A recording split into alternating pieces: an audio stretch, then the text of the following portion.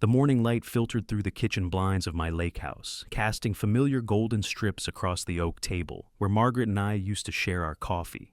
I sat alone now, same chair, same ceramic mug, the blue one with the tiny chip on the handle that she'd refused to throw away.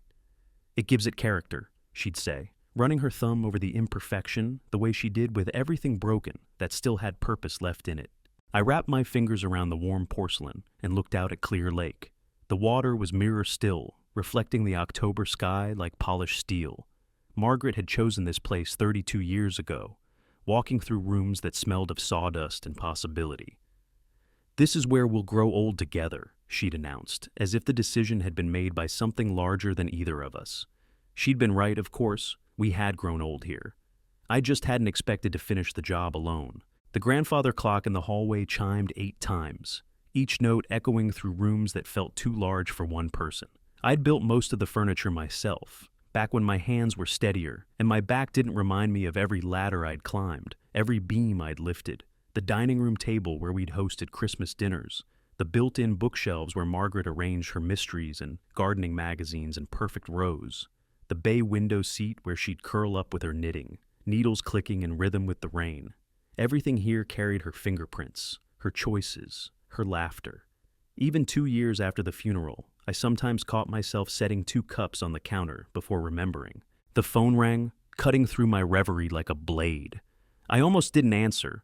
Most calls these days were from doctors' offices or people wanting to sell me insurance I didn't need. But the caller ID showed a name I couldn't ignore. Michael, my son. "Dad?" His voice carried that careful distance I'd grown accustomed to since Margaret's passing. Not cold exactly, but measured, professional. "Michael." I kept my own voice steady. "How are you, son?"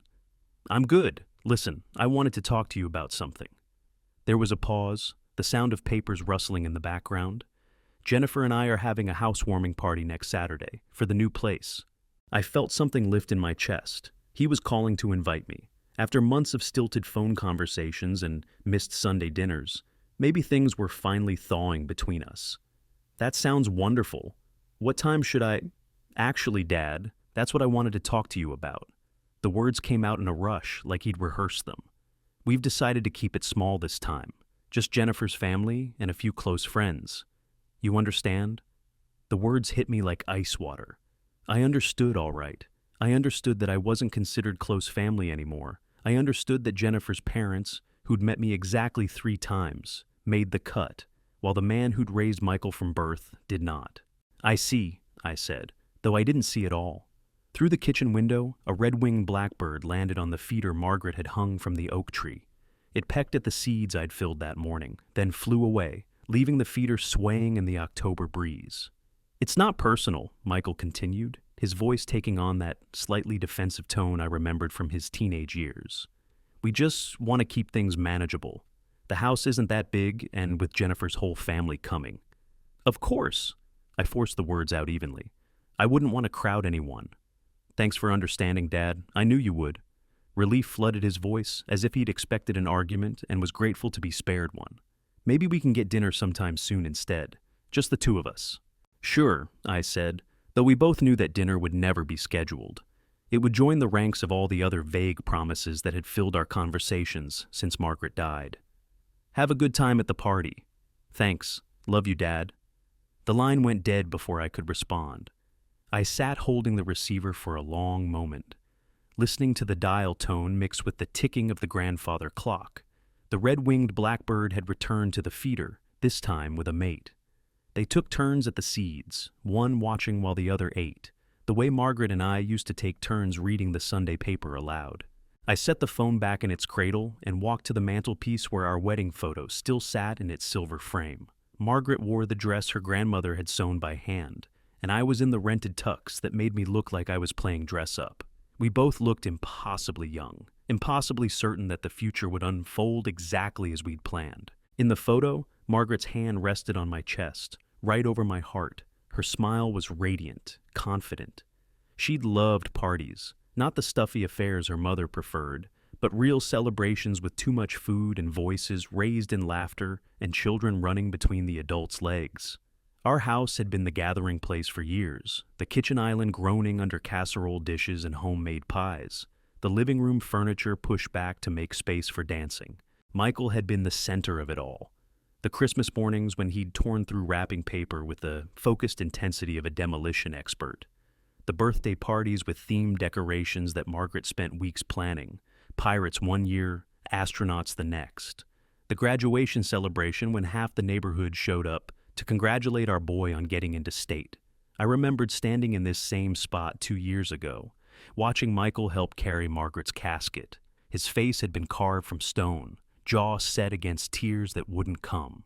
Jennifer had walked beside him in a black dress and pearls, dabbing at her eyes with a lace handkerchief. Her parents flanked them like honor guards, their grief appropriate and well-practiced. After the service, people had gathered here at the Lakehouse. Margaret would have loved that. One last party in her honor, but Michael had spent most of the afternoon in the garage, supposedly organizing tools, while Jennifer entertained her family in the living room. I'd moved between the two groups like a diplomat trying to prevent a war that only I could see coming. That was when it started, I realize now. The gradual separation, the polite distance, the phone calls that grew shorter, and visits that grew rarer.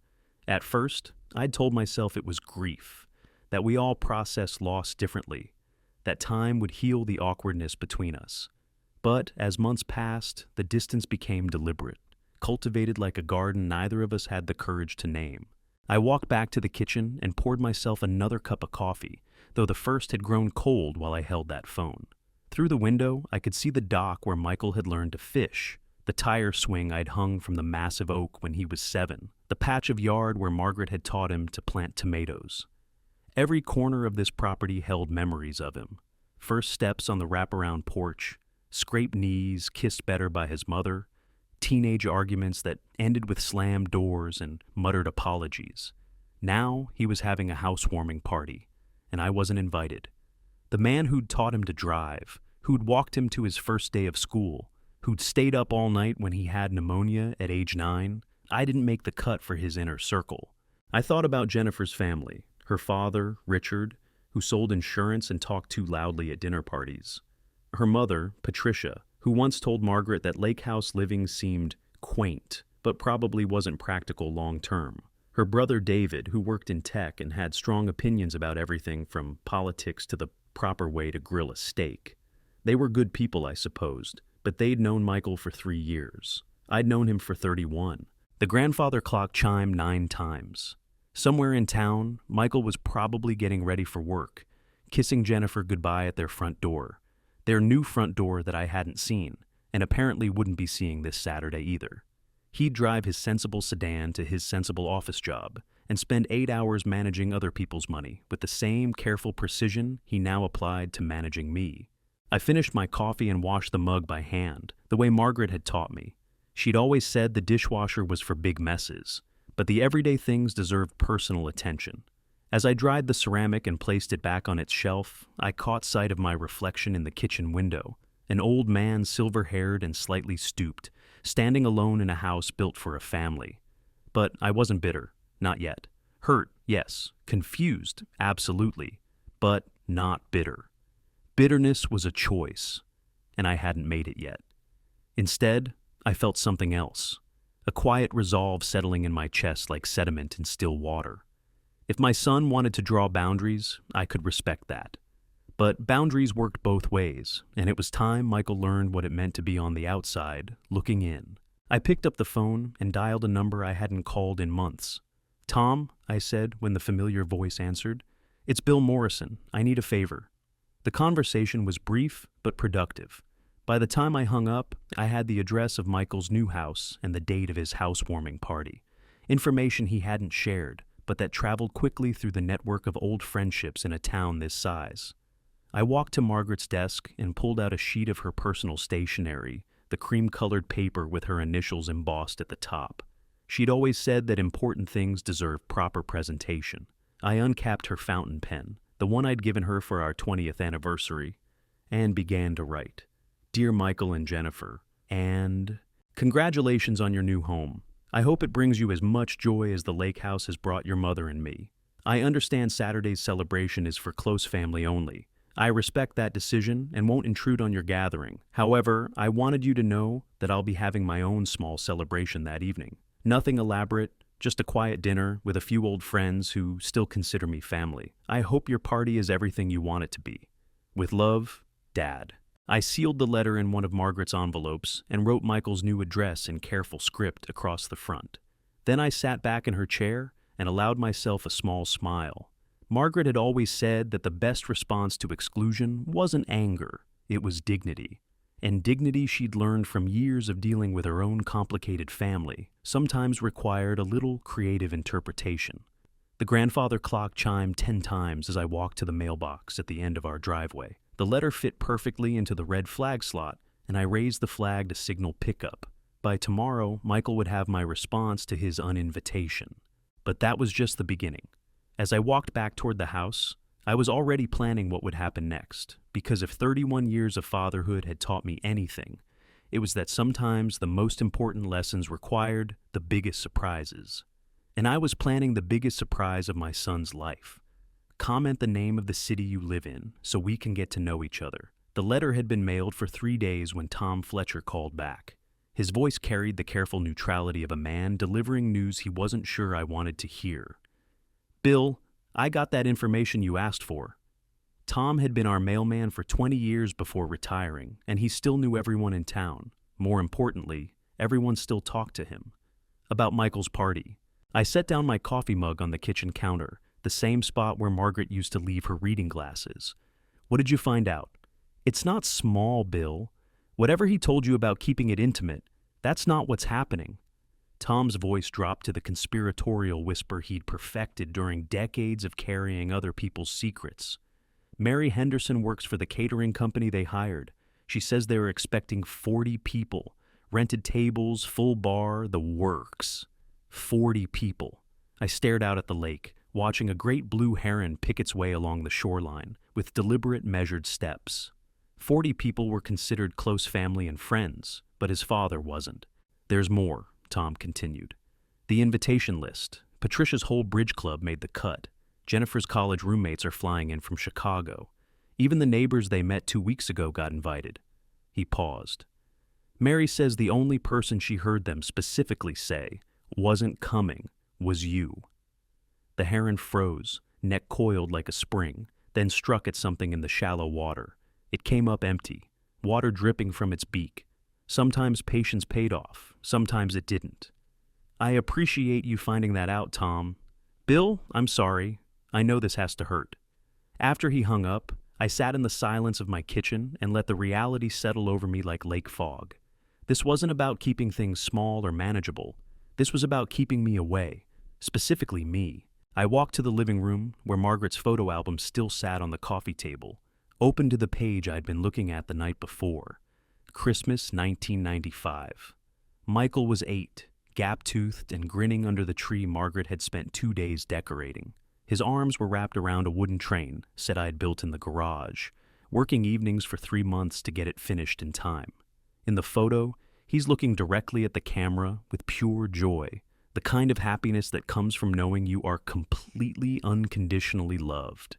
Margaret sat beside him in her red Christmas sweater, her hand resting on his shoulder. I was behind them both, still in my work clothes because I'd been adjusting the train track right up until he woke up.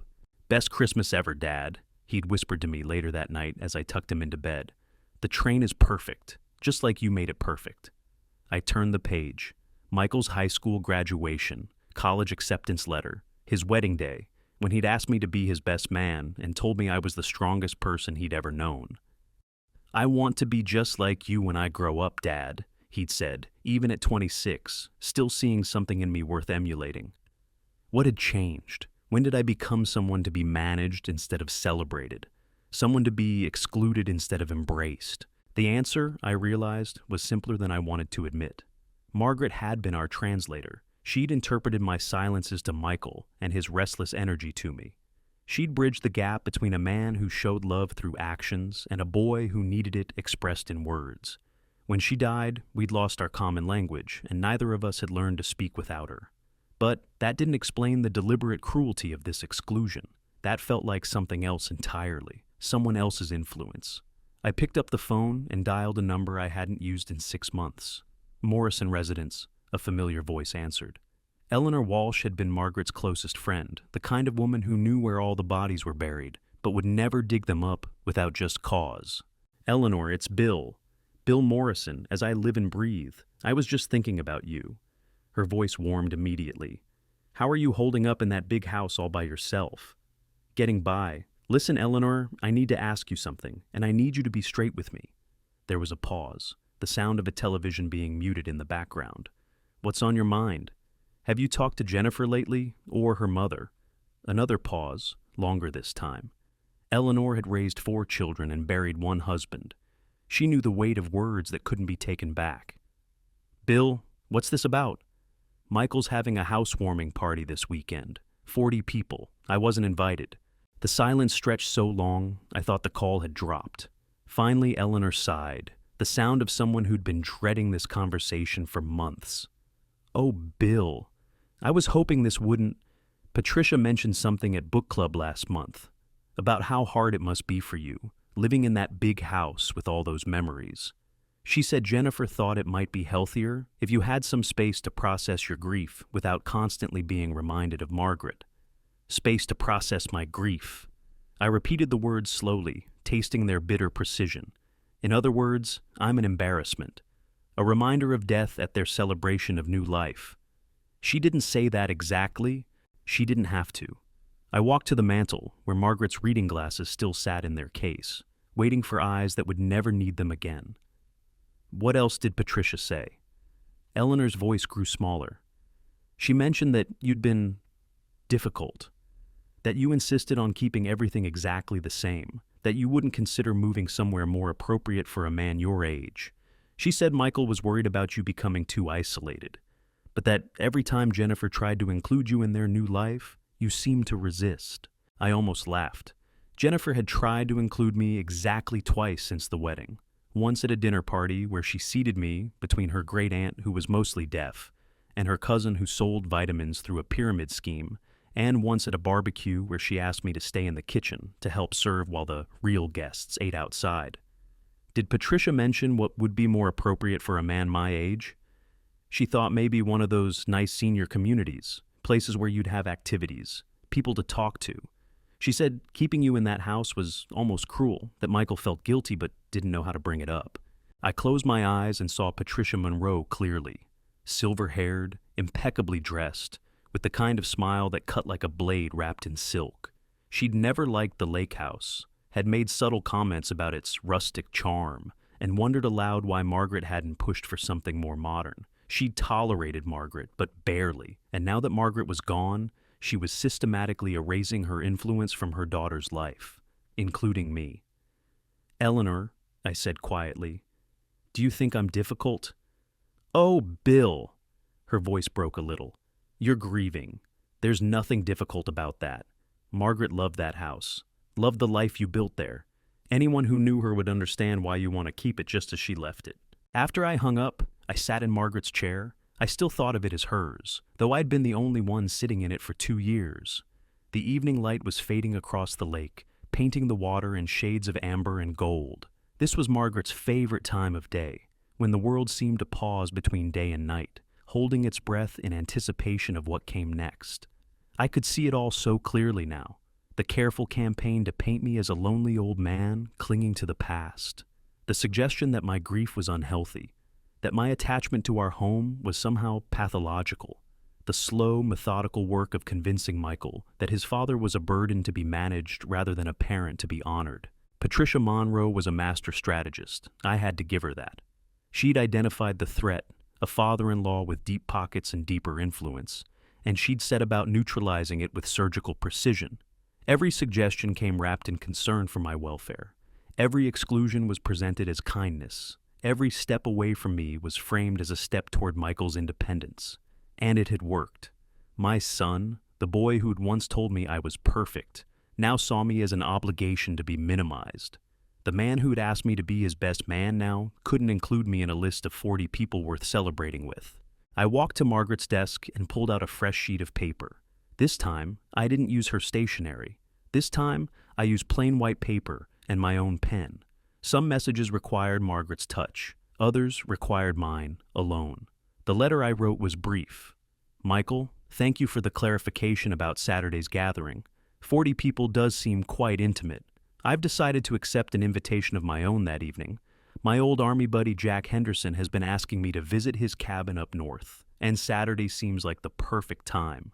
I hope you and Jennifer's family have a wonderful celebration in your new home. Give my regards to Patricia. I'm sure she'll be delighted to hear I'm finally taking her advice about getting out more. Dad. I sealed this letter without ceremony and walked it directly to the mailbox. The evening air was crisp, carrying the first hint of winter on the wind. By tomorrow, Michael would know that his father wasn't as isolated or as manipulated as Patricia Monroe had led him to believe. But more than that, he'd know that I was paying attention, that I understood exactly what was happening and exactly who was orchestrating it. As I walked back to the house, I allowed myself a moment of satisfaction. Margaret had always said that the best way to handle a bully was to show them you weren't afraid of their games. Patricia Monroe thought she was playing chess while I fumbled with checkers. She was about to discover how wrong she was.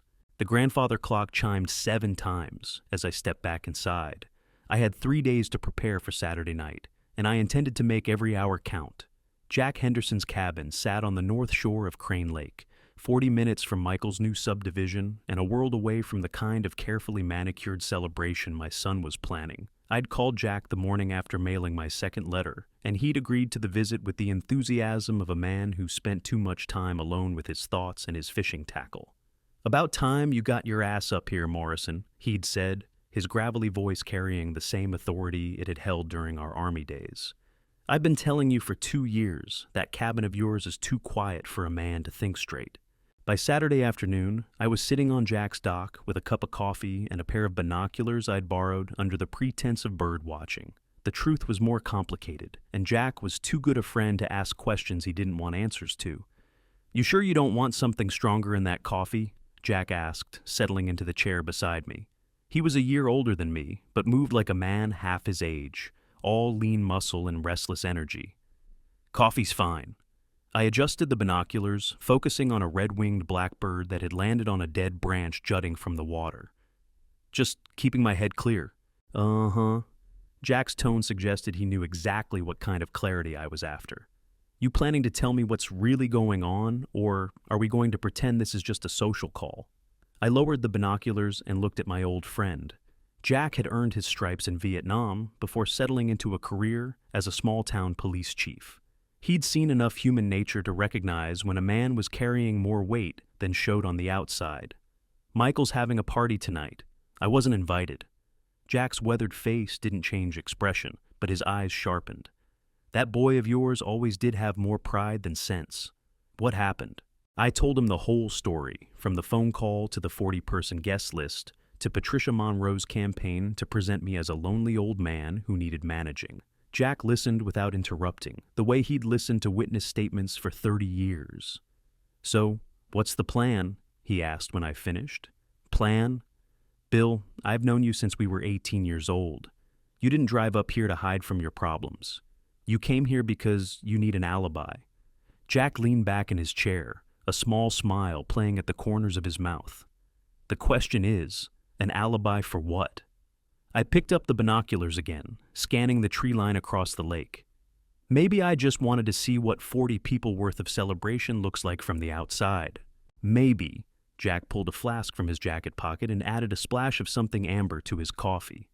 Or maybe you wanted to make sure somebody who cares about you knows exactly where you are when whatever you're planning goes down. He was right, of course. Jack had always been able to read between the lines, a skill that had served him well in law enforcement and served me well as a friend. I wasn't here to hide from Michael's party.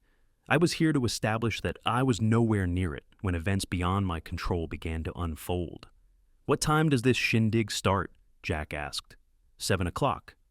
"And you figure it'll take about an hour for things to get properly warmed up?" "About that." Jack checked his watch. 6:15. "Well then, I suppose we should start paying attention." At exactly 7:30, I received the first text message. It came to the phone I'd purchased that morning under cash and registered to an address that didn't exist. The message was simple: package delivered. I showed the screen to Jack, who raised an eyebrow but said nothing. He'd stopped asking questions around the time I'd explained about the catering company and the helpful information Mary Henderson had been able to provide about delivery schedules and loading dock procedures. At 7:45, the second message arrived, contents confirmed, timer set. Jack refilled his coffee and added another splash from the flask. You know, Bill, in my professional opinion, whatever you're not telling me probably isn't strictly legal. In my professional opinion, I replied, some things transcend legal technicalities. The third message came at 8:10. Phase 1 complete. Departing area. I set the phone on the arm of my chair and picked up the binoculars again. Across the lake, a family of mallards paddled through the shallows, the ducklings following their mother in perfect single file. Nature had its own rules about family hierarchy, and those rules didn't include voting members off the island because their grief was inconvenient. You want to tell me what Phase 1 was? Jack asked. Better if you don't know the details. Fair enough. He settled back in his chair, apparently content to serve as my witness without demanding a full confession. But for the record, I hope whatever you've done, it's proportional to the offense. It was, I thought, perfectly proportional. At 8:30, my regular phone rang, Michael's number. I let it go to voicemail, then played the message on speaker so Jack could hear. Dad, where are you? I tried calling the house, but you didn't answer. Look, something weird happened at the party and I think we should talk. Can you call me back? Jack whistled low. That boy sounds rattled. The second call came 10 minutes later. This time, I answered. Dad? Michael's voice was tight with something between panic and confusion. Thank God! Where are you? I'm at Jack Henderson's cabin, like I mentioned in my letter. Is everything all right? No, everything is not all right. I could hear voices in the background, multiple conversations overlapping in what sounded like controlled chaos. Someone sabotaged our party. The caterers showed up with the wrong food. The bar service brought nothing but cheap beer, and the cake... He paused. The cake had a message on it. What kind of message? It said, To Michael and Jennifer, may your new home be filled with the same warmth you've shown others. In front of everybody, Jennifer's mortified, her parents are furious, and half the guests have already left. I made appropriately concerned sounds while Jack grinned into his coffee mug. The cake message had been my personal touch, a suggestion passed along through Mary Henderson to her contact at the bakery. Sometimes the most effective statements were the ones that sounded like compliments until you really thought about them. That's terrible, son. I'm sure it was just a miscommunication. Miscommunication, my ass. Michael's language had deteriorated along with his composure. Someone did this on purpose. Someone wanted to embarrass us. Who would do such a thing? I don't know, but when I find out... He trailed off, perhaps realizing that threats of retribution weren't the image he wanted to project. Look, Dad, I'm sorry about not inviting you tonight. I was just trying to keep things simple, and Patricia thought... Patricia thought? Another pause, longer this time. In the background, I could hear Jennifer's voice rising in what sounded like an argument with someone. Probably her mother, if the sharp clipped tones were any indication. We should talk, Michael said finally. Can you come by tomorrow? Jennifer wants to apologize, too. She feels terrible about the whole thing. I'll bet she does, I thought. Nothing quite like public humiliation to put family dynamics in perspective. Of course, son, I'll be there. After I hung up, Jack refilled both our coffee cups and settled back with the satisfied air of a man who just watched a masterclass in strategic planning. So, let me see if I've got this straight, he said.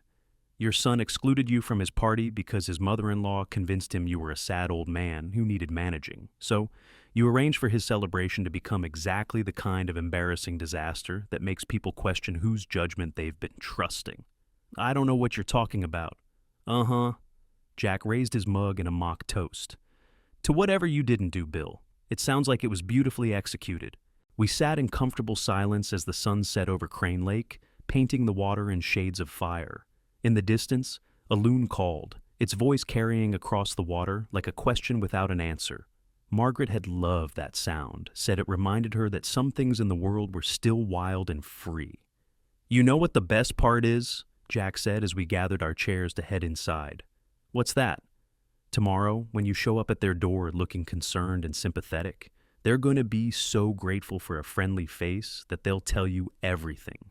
Every detail about how the evening went wrong, every suspicion about who might have been behind it, every crack in their perfect new life that tonight's disaster exposed. He was right, of course. Tomorrow, I would drive to Michael's house carrying flowers and apologies.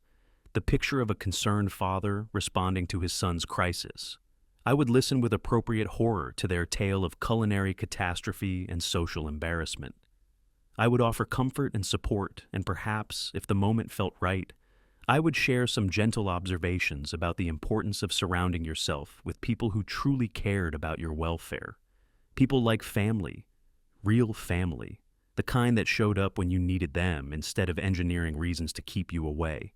As I settled into Jack's guest room that night, I felt something I hadn't experienced in months. Anticipation. Not for revenge. Revenge was too crude a word for what was happening. This was education, a master class in consequences, delivered with the precision that only comes from truly understanding your students' weaknesses. Michael was about to learn that his father wasn't the doddering old man Patricia Monroe had painted him to be. He was about to discover that exclusion was a game two people could play, and that sometimes the person you underestimate has been learning the rules while you thought they weren't paying attention. The loon called again across the water, its voice echoing in the darkness like laughter. Margaret would have appreciated the poetry of it all, I thought. She'd always said that the best lessons were the ones that taught themselves. Tomorrow, my son was going to get an education he'd never forget. I arrived at Michael's house at precisely 10 o'clock Sunday morning, carrying a bouquet of Margaret's favorite dahlias from the Lakehouse garden and wearing the concerned expression of a father responding to his son's distress. The subdivision was one of those carefully planned communities where every house looked like a variation on the same theme, colonial revival, with just enough individual touches to maintain the illusion of uniqueness. Michael's place sat at the end of a cul-de-sac, its red brick facade and white columns suggesting prosperity without ostentation. The kind of house that made a statement about its owner's place in the world, successful, respectable, thoroughly middle class. Jennifer's BMW sat in the driveway next to Michael's sedan, both vehicles still bearing traces of last night's humidity in the form of morning dew. I knocked rather than ring the doorbell, a soft, respectful rap that announced my presence without demanding immediate attention. Through the frosted glass panels flanking the door, I could see movement, someone approaching with the cautious gait of a person who had had an unpleasant surprise recently and wasn't eager for another. Jennifer opened the door, and I was struck by how different she looked from the composed young woman I'd grown accustomed to seeing.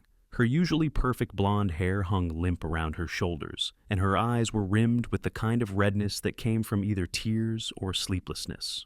Probably both. "Bill," she said, her voice carrying a fragility I'd never heard before. "Thank you for coming. Michael's in the kitchen. She paused, searching for the right word. "He's having a difficult morning." I followed her through a foyer that still smelled faintly of fresh paint and new carpet, past a living room where rental tables and chairs sat stacked against one wall like monuments to last night's disaster. Through the archway leading to the kitchen, I could see my son hunched over a cup of coffee, his hair disheveled and his shoulders curved inward in the posture of a man carrying unexpected weight. "Michael," Jennifer said softly, "your father's here." He looked up, and I saw something in his face I hadn't seen since he was a child. The kind of lost confusion that comes when the world stops making sense according to your carefully constructed rules. His smile was wan, automatic. "Dad, thanks for coming." He gestured to the chair across from him. "Coffee?" "Please." I settled into the seat and accepted the mug Jennifer poured, noting how her hands trembled slightly as she set it before me. Whatever had happened last night had shaken both of them more than a simple catering mishap should have warranted. "Tell me what happened," I said, letting paternal concern color my voice. "Your call last night sounded serious." Michael ran a hand through his hair, a nervous habit that dated back to his teenage years. "It was supposed to be perfect, Dad. We planned everything down to the smallest detail. The caterers, the bar service, even the cake. We went over every element weeks in advance. But something went wrong." "Everything went wrong?" Jennifer's voice cracked slightly. The appetizers they brought looked like something from a gas station deli. The salmon was overcooked, the vegetables were soggy, and the wine... She shuddered. I don't know where they found it, but it tasted like it had been stored in someone's garage. And the cake message, Michael added darkly. That wasn't any miscommunication. Someone specifically ordered that message. The bakery showed them a written order with Jennifer's signature on it. I frowned appropriately. But you didn't write that order?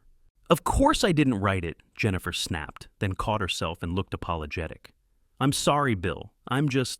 This whole thing has me on edge. Someone forged my signature. Someone who knows enough about our event to intercept our orders and change them. Who would do such a thing? The question hung in the air between us, and I watched as Michael and Jennifer exchanged glances. There was something there, some suspicion they weren't quite ready to voice aloud. We've been trying to figure that out, Michael said slowly. It had to be someone who knew about the party, someone who had access to our vendor information, someone who... He trailed off, but I could see the wheels turning behind his eyes. The process of elimination was leading him toward conclusions he didn't want to reach. Someone who... What? I prompted gently. Jennifer wrapped her arms around herself, suddenly looking cold despite the warm morning. Someone who wanted to embarrass us. Someone who thought we deserved to be humiliated in front of our friends and family. But who would think such a thing? I asked, though I suspected I already knew the answer they were circling around. Dad, Michael said quietly, I need to ask you something, and I need you to be completely honest with me. I felt a small thrill of anticipation. This was the moment I'd been orchestrating since the first phone call, the convergence of consequence and recognition that would reshape our relationship forever. Of course, son. Ask me anything. Did you know about the party? About the real party, I mean. Not the small gathering I told you about, but the actual event we were planning. I let a moment of silence pass, just long enough for the question to settle into the space between us, like smoke. Then I reached into my jacket pocket and pulled out a folded piece of paper. I know about a lot of things, Michael, I said, unfolding the document and placing it on the table between us. I know about the guest list of 40 people. I know about Patricia's comments at her book club regarding my mental state. I know about Jennifer's suggestions that I might be happier in a senior community where I could receive proper supervision. Both of their faces went pale as they recognized what I was showing them, a detailed breakdown of their party planning, complete with vendor contacts, guest information, and a timeline of events that could only have come from someone with inside access to their arrangements. How did you... Jennifer's voice came out as barely a whisper. I know about a lot of things, I repeated, my voice remaining calm and level. I know that you've been having conversations about me, about my future, about what would be best for everyone involved. I know that last night's disaster wasn't random, wasn't a coincidence, and wasn't the work of some mysterious enemy. Michael's coffee mug clattered against the table as he set it down too hard. You did this? You sabotaged our party? I didn't sabotage anything, son. I simply gave you exactly what you asked for. I folded the paper and slipped it back into my pocket. You wanted to celebrate your new life without the burden of including your father. You wanted to surround yourselves with people who truly mattered to you. You wanted to make a statement about your priorities and your independence. That's not... Jennifer started, but I held up a gentle hand. Please, let me finish. My voice remained steady, conversational. What happened last night was a gift. A chance for you to see exactly how much support you really have from all those people you chose over family. Tell me, how many of your 40 guests stayed to help clean up after things went wrong? How many offered to pitch in with alternative arrangements? How many showed the kind of loyalty and commitment that you might expect from people worth celebrating with? The silence that followed was answer enough. I could see it in their faces, the recognition that their carefully curated guest list had evaporated at the first sign of trouble, leaving them alone with their humiliation and their slowly cooling salmon. You want to know the truth about last night? I continued. The truth is that you got exactly the kind of celebration you deserved. Superficial, disappointing, and ultimately empty.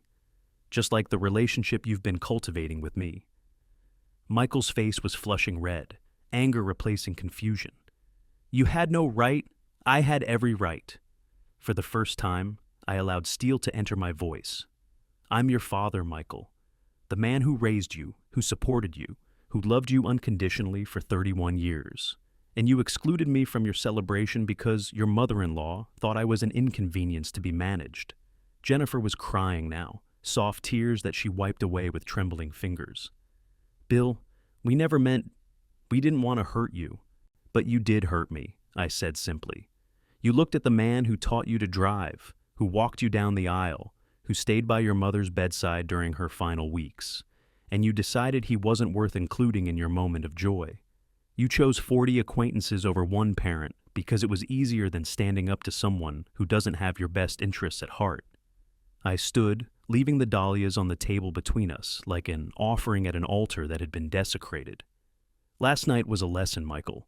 A demonstration of what happens when you prioritize appearances over authenticity, when you let other people define your family relationships, when you mistake management for love. Where are you going? Michael asked as I moved toward the door. Home, I said. To the house where your mother and I built a life based on actual values rather than social strategy.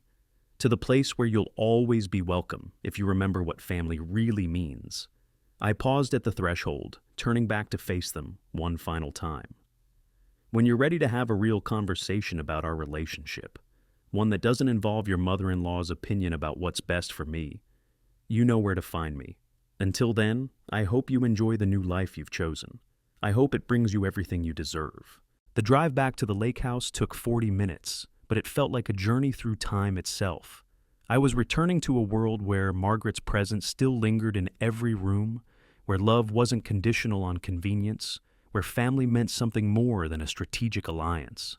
As I pulled into the driveway, I saw the grandfather clock through the front window, its hands marking the passage of hours that had fundamentally changed everything between my son and me. The reckoning was complete. The lesson had been delivered. Whether Michael chose to learn from it was entirely up to him. 3 weeks passed in blessed silence. No phone calls from Michael, no awkward encounters at the grocery store, no well-meaning neighbors asking when I'd be seeing the kids again. The Lakehouse settled into a rhythm that felt both familiar and new. Familiar because it was the pace Margaret and I had maintained for decades. New because it carried the weight of choices made and bridges deliberately burned. I spent the mornings tending her garden, pulling weeds from between the dahlias and deadheading the roses that still bloomed, despite the advancing October cold. The afternoons belonged to small repairs, loose boards on the dock, a squeaky hinge on the screen door, the kind of maintenance tasks that kept a man's hands busy while his mind processed larger questions. The evenings were mine alone, spent in Margaret's chair with a book or simply watching the light fade across the water. Sometimes I found myself talking to her photograph, not from loneliness, but from habit. You'd have liked the way it played out, I told her one evening, as rain drummed against the windows. Clean, precise, and perfectly educational. On a Tuesday morning that dawned crisp and bright, I was replacing the weather stripping on the kitchen window when I heard tires on gravel. Through the glass, I saw a car I didn't recognize, a modest Honda Accord, silver with Michigan plates. The driver sat behind the wheel for several minutes before emerging, and when she did, I felt something shift in my chest. She was young, maybe 30, with Michael's dark hair and Margaret's careful way of moving through the world. She wore jeans and a blue sweater, nothing fancy, and she carried herself with the uncertain posture of someone approaching a door they weren't sure they should knock on. I'd never met Sarah, Michael's sister by adoption, the daughter Margaret and I had welcomed into our family when she was 16, and her parents died in a car accident. We'd kept in touch sporadically over the years, Christmas cards and birthday calls, but she lived in Detroit now, with a life that rarely intersected with ours. Looking at her through the window, I realized she had Margaret's eyes, the same clear gray that could see through pretense like water through glass. I opened the door before she could knock. "Uncle Bill," she said, and her smile was tentative but genuine. "I hope you don't mind me stopping by unannounced. Sarah?" I stepped back to let her in, noting how she moved through the entryway with the easy familiarity of someone who'd once called this place home. "Of course not. Coffee? Please." We settled at the kitchen table, the same spot where I'd received Michael's call 3 weeks ago, where I'd planned his education in the consequences of exclusion. Sarah wrapped her hands around her mug and looked out at the lake with an expression I couldn't quite read. "It's beautiful here," she said finally. "I'd forgotten how peaceful it is." Your Aunt Margaret always said the lake had a way of putting things in perspective. At the mention of Margaret, Sarah's smile softened. I still miss her. Even after all this time, I'll see something or hear a song and think about calling her. She'd be glad to know that. I studied her face, looking for clues about what had brought her 5 hours south from Detroit without warning. How's work? The art therapy program? Good. Challenging, but good. She paused, turning the mug in her hands. I've been working with veterans mostly. PTSD, adjustment disorders, families trying to heal from trauma. The word families hung in the air between us with deliberate weight. Sarah had always been perceptive, even as a teenager.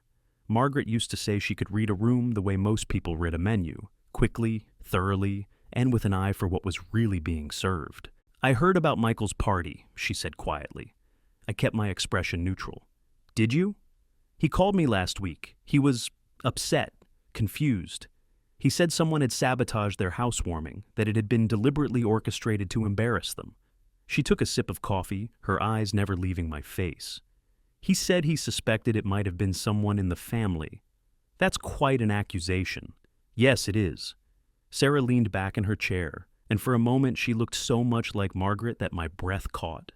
The same quiet intensity, the same way of waiting for truth to emerge from silence. He also told me he hadn't invited you to the party, said it was Jennifer's family's suggestion, something about giving you space to process your grief. I said nothing, but something must have shown in my expression because Sarah nodded as if I'd confirmed her suspicions. Uncle Bill, what really happened at that party? The question was asked without judgment, with the kind of professional neutrality I imagine she used with her patients. I found myself considering how much to tell her, how much truth this conversation could bear. What happened, I said finally, is that Michael learned the difference between consequences and coincidences. Sarah's mouth quirked upward in what might have been approval. Care to elaborate? I told her everything. The phone calls, the investigation into the guest list, the careful orchestration of last night's disaster. I explained about Patricia Monroe's campaign to present me as a burden, about Michael's willingness to accept his mother-in-law's version of reality, about the message on the cake that had perfectly summarized their treatment of others. Sarah listened without interrupting, her therapist's training evident in the way she absorbed information without reacting to it. When I finished, she sat quietly for several minutes, processing what I'd told her with the same methodical care Margaret had once applied to complex problems. So, you gave them exactly what they asked for, she said finally. In a manner of speaking, a party that reflected the depth of their relationships, the strength of their community support, the value of choosing appearances over authenticity. You have a gift for synthesis, Sarah laughed, a sound that carried echoes of Margaret's delight in well-executed irony. I have a gift for recognizing therapeutic interventions when I see them. What you did wasn't revenge, Uncle Bill. It was reality therapy. Is that your professional opinion? It's my family opinion. She reached across the table and covered my hand with hers, a gesture so reminiscent of Margaret that I felt tears threaten for the first time in months. Michael needed to learn that actions have consequences, that relationships require reciprocity, that you can't treat people as disposable and expect them to remain available for your convenience. We sat in comfortable silence, watching the morning light shift across the water. A pair of loons called to each other across the lake, their voices carrying the wild loneliness that Margaret had always loved. There's something else, Sarah said eventually. Michael asked me to come here. He wants to apologize, but he's afraid you won't see him. I felt something cold settle in my stomach. What exactly does he want to apologize for? For excluding you from the party, for letting Jennifer's family influence his decisions about your relationship, for treating you like a problem to be managed instead of a father to be honored. She paused. He knows it was you, Uncle Bill. He figured it out about a week after it happened, once the shock wore off and he started thinking clearly. And he says he deserved it. Every bit of it. He says it was the most effective lesson anyone has ever taught him about the importance of family loyalty. I stood and walked to the window, looking out at the dock where Michael had learned to fish, the yard where Margaret had taught him to plant vegetables, the tire swing I'd hung when he was 7 years old. Every corner of this property held memories of the boy he'd been, the man I'd hoped he'd become. "What does he want from me now?" I asked. "A chance to earn his way back into your good graces. A chance to prove that he learned something from what happened." Sarah's voice was gentle but firm. "He wants to know if you'll come to dinner next Sunday. Just the three of you. No Jennifer's parents, no outside influences. Just family." "And Jennifer agrees to this?" "It was Jennifer's idea. She's the one who figured out what really happened first.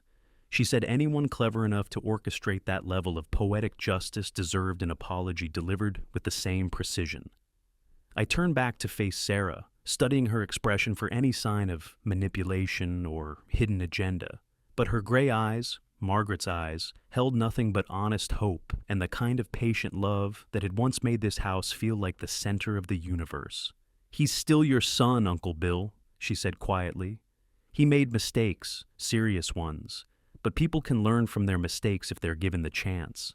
Margaret always believed that growth was possible, that people could change if they were willing to do the work. And if they're not willing, then you'll know that too. But at least you'll have given him the opportunity to prove what kind of man he really is." I thought about Margaret, about the way she'd handled our own conflicts over the years with a combination of firmness and grace. She'd never held grudges, but she'd never accepted less than genuine effort at reconciliation either. She would have wanted me to listen to what Michael had to say, even if I ultimately chose not to accept his apology. "Sunday dinner," I said finally, "here at the house." "Here? If he wants my forgiveness, he can ask for it in the place where he learned what family means, where his mother can hear his apology too." Sarah's smile was radiant, transforming her face into something that belonged in Margaret's photo albums. "I'll tell him. He'll be so relieved, Uncle Bill. He's been carrying this guilt for weeks." "Good," I said, and meant it. Guilt is useful. It means his conscience is still working. After Sarah left, I stood in the kitchen where 3 generations of my family had shared meals, arguments, celebrations, and sorrows. Sunday was 5 days away, time enough to prepare both the house and my heart for whatever reconciliation Michael was prepared to offer, time enough to decide whether forgiveness was something I was ready to grant or simply something I was willing to consider. The grandfather clock chimed noon, marking the passage of another hour in a house where time moved differently now, where every moment carried the weight of choices made and relationships rebalanced. Margaret's photograph smiled at me from the mantelpiece, her expression as serene and confident as it had been on our wedding day. She'd always believed in second chances, in the possibility of redemption, in the power of love to transform even the most stubborn hearts. On Sunday, we'd find out if she'd been right about our son. Sunday arrived with the kind of crystalline autumn light that made every surface look newly polished. I'd spent the morning preparing for Michael's visit with the same methodical attention I'd once applied to holiday preparations when Margaret was alive. The dining room table gleamed with fresh wax, set for 3 with her good china and the silverware we'd received as wedding gifts 47 years ago. In the kitchen, a pot roast simmered with carrots and potatoes, filling the house with the aroma of Sunday dinners past. It was Margaret's recipe, of course. Everything in this house still bore her touch, from the herb garden outside the window to the way I folded the cloth napkins beside each plate. If Michael wanted to reconcile in this house, he'd do it surrounded by reminders of the woman who'd raised him to be better than he'd recently shown himself to be. At precisely 5 o'clock, I heard the familiar sound of tires on gravel. Through the front window, I watched Michael's sedan pull into the circular drive, the same spot where he'd parked countless times throughout his childhood and adolescence. But everything about this arrival felt different, tentative, careful, weighted with the knowledge that this visit could either repair something precious or break it beyond any hope of healing. Michael emerged from the driver's side, wearing a navy blazer and khakis, the kind of outfit he'd worn to church as a boy when Margaret insisted on proper Sunday attire. Jennifer stepped out of the passenger side in a simple gray dress, her blonde hair pulled back in a style that managed to look both elegant and humble. They moved toward the front door like pilgrims approaching a shrine, their posture reflecting an awareness that they were entering sacred space on borrowed grace. I opened the door before they could knock, the same gesture I'd made countless times when this house had been the center of a functioning family. Michael stood on the threshold, holding a bouquet of white roses, Margaret's favorites, while Jennifer carried what appeared to be a homemade apple pie. "Dad," Michael said, his voice carrying a formality that emphasized how far we'd traveled from easy intimacy. "Thank you for agreeing to see us." I stepped back to let them enter, noting how their eyes immediately went to the family photographs lining the hallway walls. Pictures of Christmases and birthdays, graduations and anniversaries, all the accumulated evidence of a life lived in service to something larger than individual ambition. Jennifer paused before a photo of Margaret holding infant Michael, her face radiant with the particular joy that comes from holding your child for the first time. "She was so beautiful," Jennifer whispered, her voice thick with emotion I hadn't expected to hear.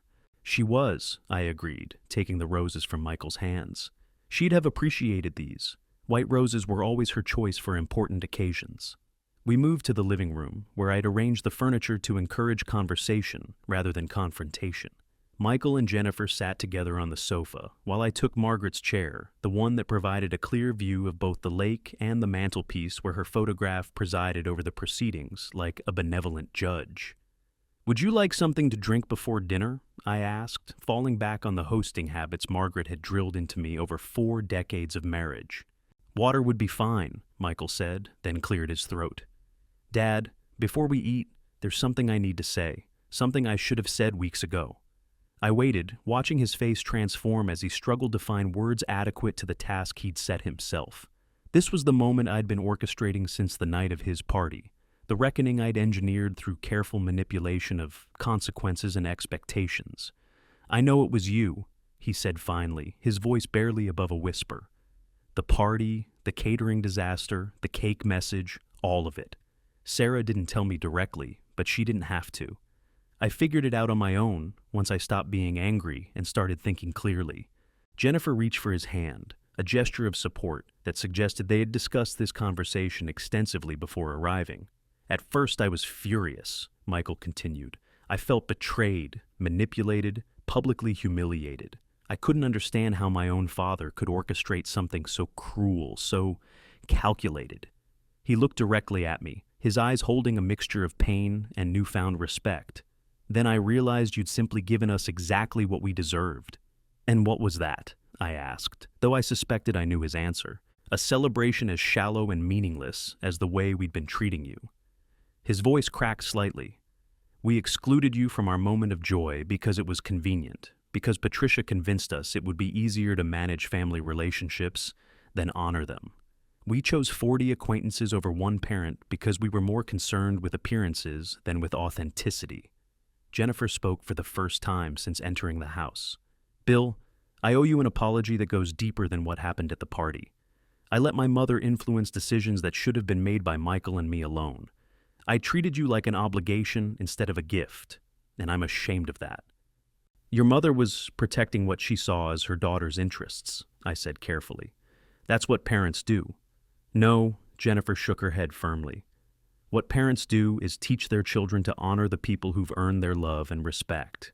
My mother was playing politics with family relationships, and I was weak enough to let her do it." Michael leaned forward, his hands clasped tightly together. "Dad, I know saying I'm sorry isn't enough to fix what I broke between us. Words are easy. Trust has to be rebuilt through actions, through choices, through proving that I learned something from the lesson you taught me." "What lesson was that?" I asked, genuinely curious to hear his interpretation of recent events. "That family loyalty isn't conditional on convenience. That the people who love you unconditionally deserve the same unconditional love in return. That when you treat someone as disposable, you shouldn't be surprised when they stop making themselves available for your use." I studied his face, looking for signs of genuine understanding versus mere compliance. What I saw there was something I hadn't witnessed in years, the intellectual honesty that had once made me proud to call him my son, combined with a humility that was entirely new. "There's something else," Michael said, reaching into his jacket pocket and pulling out a folded document. "I've been thinking about what you said, about the difference between management and love, about choosing appearances over authenticity." He handed me the papers, and as I unfolded them, I felt something shift in my chest. It was a deed transfer, signed and notarized, conveying ownership of Michael and Jennifer's new house to a family trust, with me listed as the primary beneficiary. "I don't understand," I said, though I was beginning to. We bought that house with money you gave us over the years, Michael explained. The down payment came from the college fund you established when I was born. The closing costs were covered by the check you wrote when Jennifer's car broke down last winter. Even the furniture was purchased with the birthday gift you insisted on giving us last spring. Jennifer picked up the explanation. We realize that we've been living a life subsidized by your generosity, while simultaneously treating you as if you were the one receiving charity from us. It felt obscene once we really thought about it. You don't need to do this, I said, though I was touched by the gesture in ways I couldn't fully articulate. We do, though, Michael insisted, not because we think grand gestures can substitute for genuine change, but because we want you to know that we understand what we almost threw away. We want you to know that we're willing to start over, to rebuild our relationship on a foundation of mutual respect instead of assumed obligation. I looked at the deed transfer, then at my son's face, then at the photograph of Margaret that watched over us all from the mantelpiece. She'd always believed that people could grow, could change, could learn from their mistakes if they were given the proper motivation and sufficient grace. Dinner's ready, I said finally, rising from my chair and folding the deed transfer carefully before placing it on the side table. We can discuss this more over pot roast. Your mother always said the most important conversations happened around the dinner table. As we moved toward the dining room, I felt something I hadn't experienced in months, the possibility of redemption, not just for Michael and Jennifer, but for all of us. The lesson had been taught, the consequences had been absorbed, and now we had the opportunity to discover whether love really could triumph over pride, whether family bonds could be stronger than the forces that sought to weaken them. The grandfather clock chimed 6 times as we took our seats at the table where 4 generations of my family had shared meals, arguments, and reconciliations. Margaret's empty chair sat at the foot of the table, her presence palpable in the way the evening light fell across the china she'd chosen, the flowers she'd loved, the family she'd helped create through 47 years of patient devotion.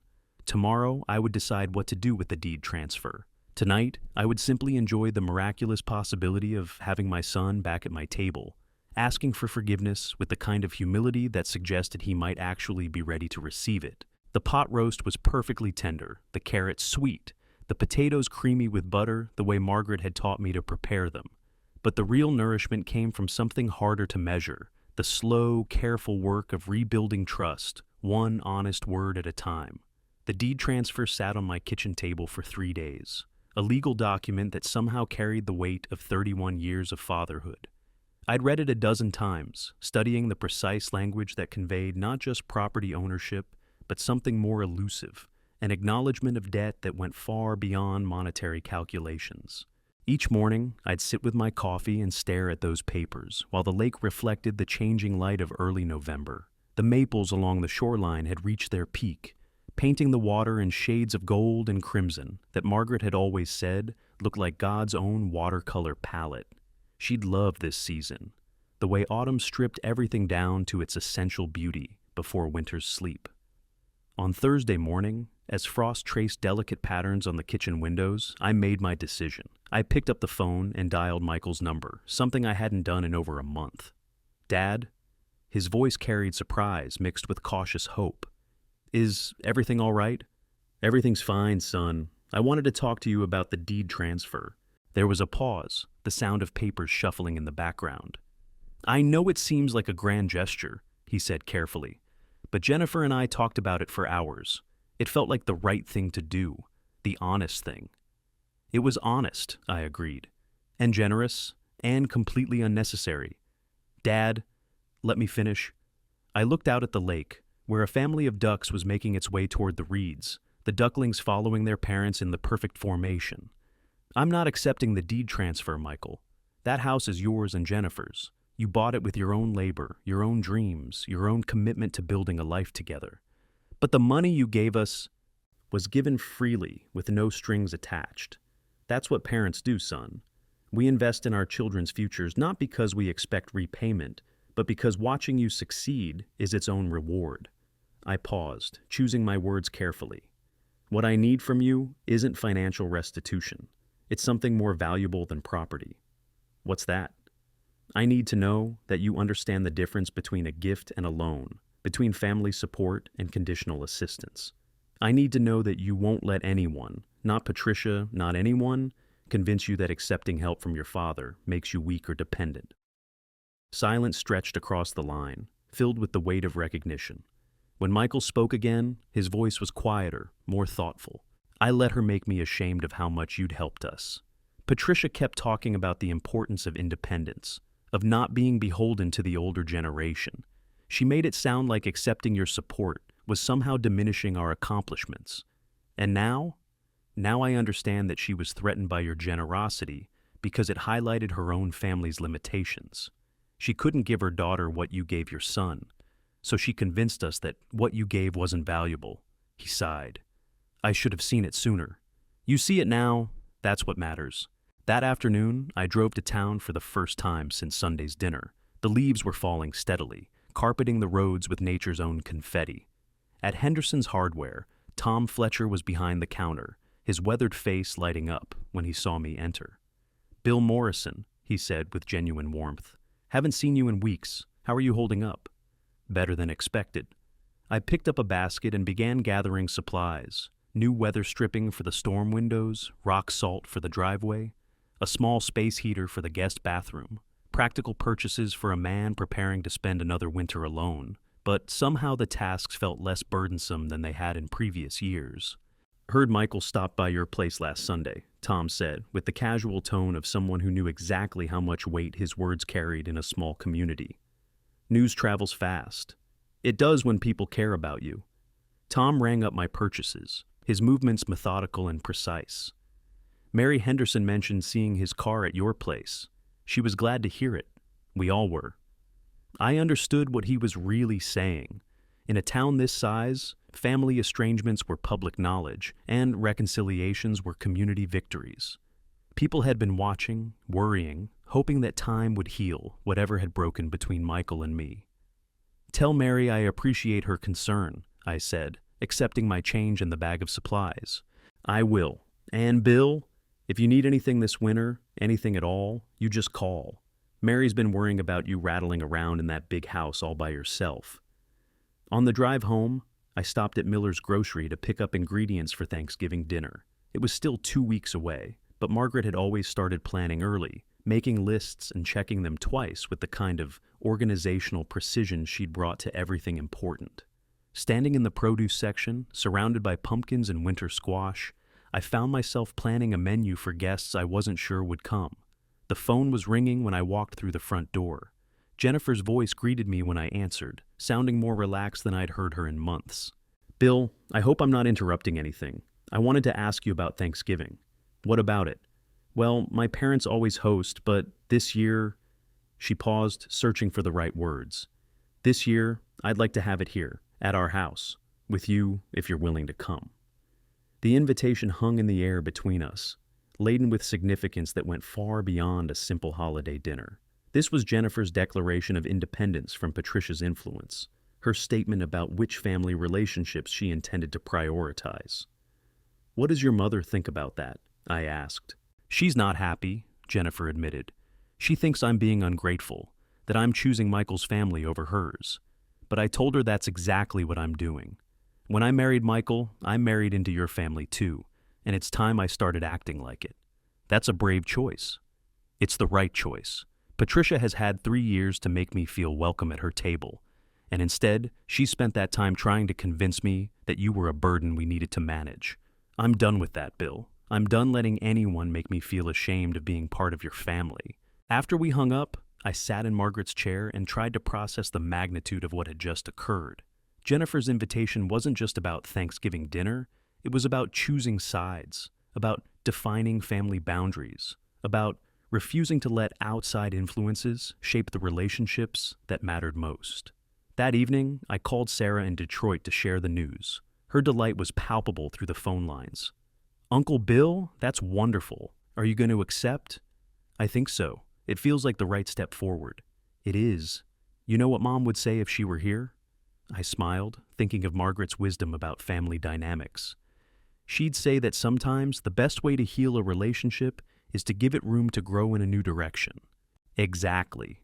She always believed that change was possible, that people could learn to choose love over fear if they were given enough support and patience. The next morning, I called Michael to accept Jennifer's invitation. His relief was audible, his gratitude genuine. We spoke for 20 minutes, making plans and sharing memories, our conversation flowing with an ease that had been absent for too long. As November deepened and the first snow dusted the lawn, I found myself looking forward to Thanksgiving, with an anticipation I hadn't felt since Margaret's death.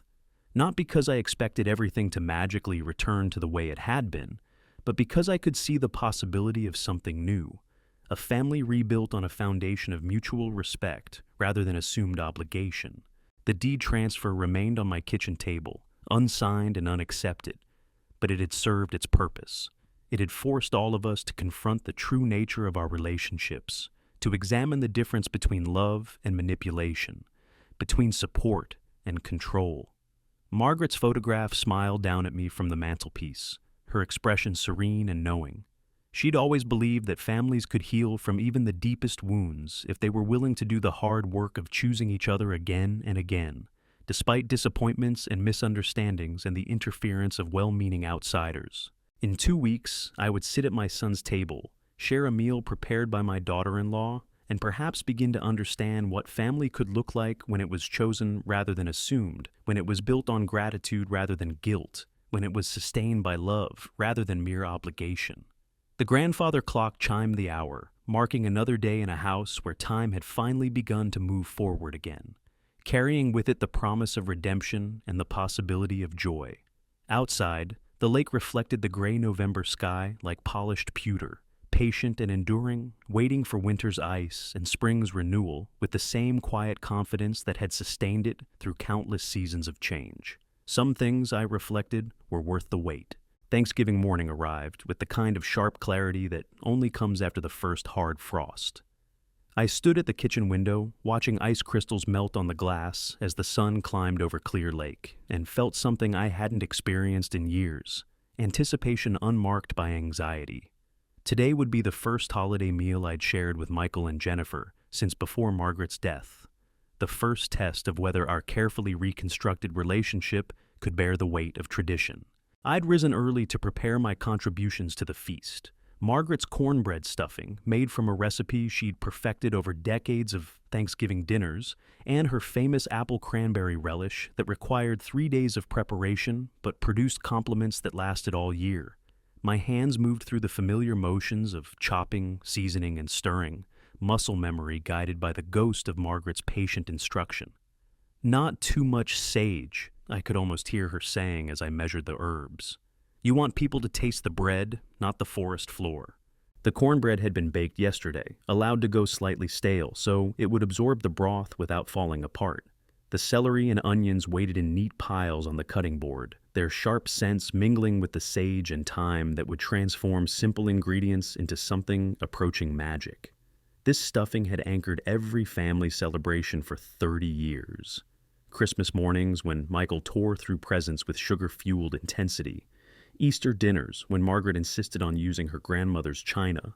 Quiet Sunday gatherings when we'd pretended that having our small family complete around one table was the most natural thing in the world.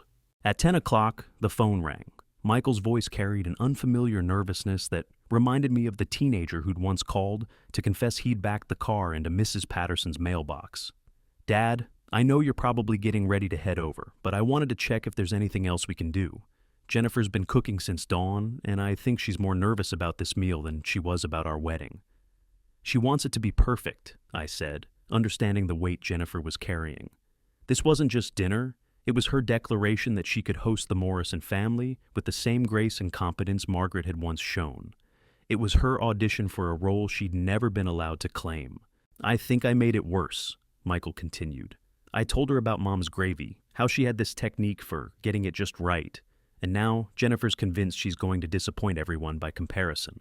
I smiled, remembering Margaret's own early attempts at holiday cooking, the tears she'd shed over fallen soufflés and lumpy gravy, until my mother had taken her aside and shared the family secrets that had been passed down through generations.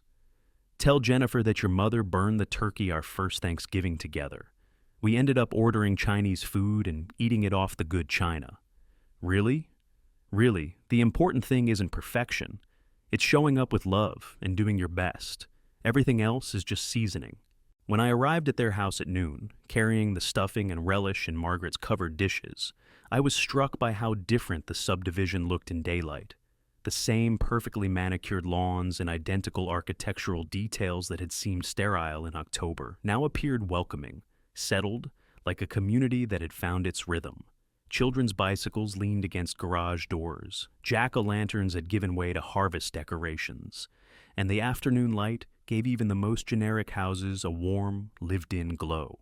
Jennifer opened the door before I could knock, her face flushed from hours in the kitchen, but radiant with nervous pride. She wore a burgundy dress that complemented her coloring and an apron that looked suspiciously like one of Margaret's. Simple white cotton, with hand-embroidered flowers along the border.